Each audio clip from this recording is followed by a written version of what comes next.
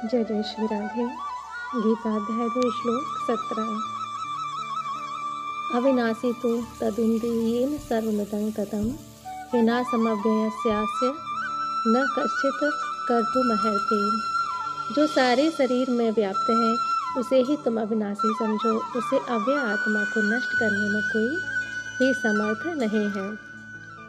तात्पर्य इस श्लोक में संपूर्ण शरीर में व्याप्त आत्मा की प्रकृति का अधिक स्पष्ट वर्णन हुआ है। सभी लोग समझते हैं कि जो सारे शरीर में व्याप्त है वह चेतना है। प्रत्येक व्यक्ति को शरीर में किसी अंश या पूरे भाग में सुख दुख का अनुभव होता है, किंतु चेतना की यह व्याप्ति किसी के शरीर तक ही सीमित रहती है। एक शरीर है किंतु चेतना की व्याप्ति किसी शरीर तक ही सीमित रहती है। एक शरीर के सुख तथा दुख का बोध दूसरे शरीर को नहीं हो सकता। फलतः प्रत्येक शरीर में व्यष्टि आत्मा है और इस आत्मा की उपस्थिति का लक्षण व्यष्टि चेतना द्वारा परिलक्षित होता है। इस आत्मा को बाल के अग्रभाग के 10,000 विभाग के तुल्य बताया जाता है। बालाग्रसत भागस्य सतधा कल्पितस्य च भागो जीव सविज्ञ सचान्यन्य कल्पते। यदि बाल के अग्रभाग को 100 भागों में विभाजित किया जाए और फिर इनमें से प्रत्येक भाग को 100 भागों में विभाजित किया जाए तो इस तरह के प्रत्येक भाग की माप आत्मा का परिमाप है। इसी प्रकार यही कथन निम्नलिखित श्लोक में मिलता है। केशाग्रे सतभागस्य शतांश सादृश्यात्मकः जीवः सूक्ष्म स्वरूपो अयं संख्यातीतो ही चित्कणः। आत्मा के परमाणुओं के अनंत कण हैं जो माप में बाल के अगले भाग के 10,000वें भाग के बराबर हैं।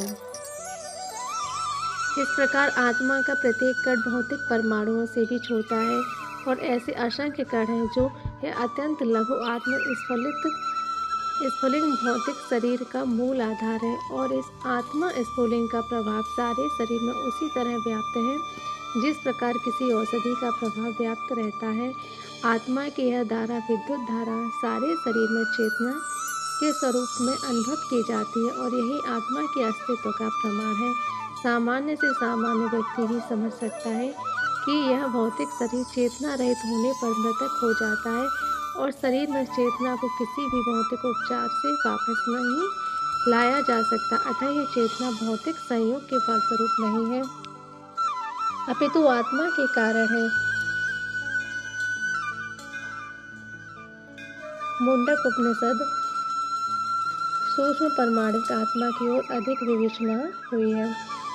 ऐसो अगुणात्मा चेतसा वेदितव्यो यस्मिन् प्राणः पंचधा संविशेष प्राणे स्थित सर्वमोतं प्रजानां यस्मिन् विशुद्धि विभक्तिश आत्मा।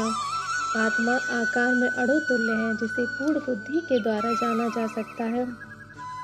यह अणु आत्मा 5 प्रकार के प्राणों में तैर रहा है। प्राण अपान व्यान समान तथा उदान यह हृदय के भीतर स्थित है और देहधारी जीव के पूरे शरीर में अपने प्रभाव का विस्तार करता है।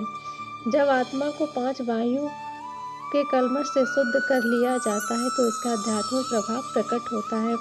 हठ योग का प्रयोजन विभिन्न आसनों द्वारा उन 5 प्रकार के प्राणों को नियंत्रण करना है जो आत्मा को घेरे हुए हैं। यह योग किसी भौतिक लाभ के लिए नहीं अपितु भौतिक आकाश के बंधन से अणु आत्मा की मुक्ति के लिए किया जाता है।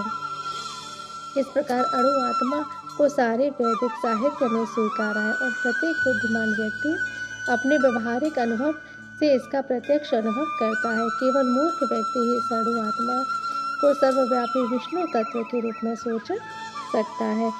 अणु आत्मा के प्रभाव पूरे शरीर में व्याप्त हो सकता है। मुंडक उपनिषद के अनुसार यह अणु आत्मा प्रत्येक जीव के हृदय में उपस्थित है और चूंकि भौतिक विज्ञान इस अणु आत्मा को माप सकने में असमर्थ है अतः उनमें से कुछ यह अनुभव करते हैं कि आत्मा है ही नहीं, व्यष्टि आत्मा तो निस्संदेह परमात्मा के साथ साथ हृदय में है और इसलिए शारीरिक गतियों की सारी शक्ति शरीर के इसी भाग से उद्भूत है जो लाल रक्त कण फेफड़ों से ऑक्सीजन ले जाते हैं। वे आत्मा से ही शक्ति प्राप्त करते हैं। अतः जब आत्मा इस स्थान से निकल जाता है तो रक्तोत्पादक संलयन बंद हो जाता है। औषधि विज्ञान लाल रक्त कणों की महत्ता को तो स्वीकार करता है किंतु वह यह निश्चित नहीं कर पाता कि शक्ति का स्रोत आत्मा है। जो भी हो औषधि विज्ञान यह स्वीकार करता है कि शरीर की सारी शक्ति तथा उद्गम स्थल हृदय है। पूर्ण आत्मा की ऐसे कणों की तुलना सूर्य प्रकाश के कणों से की जाती है। इस सूर्य प्रकाश में असंख्य तेजोमय अणु होते हैं। इसी प्रकार परमेश्वर के अंश उनकी किरणों के परमाणु स्फुलिंग और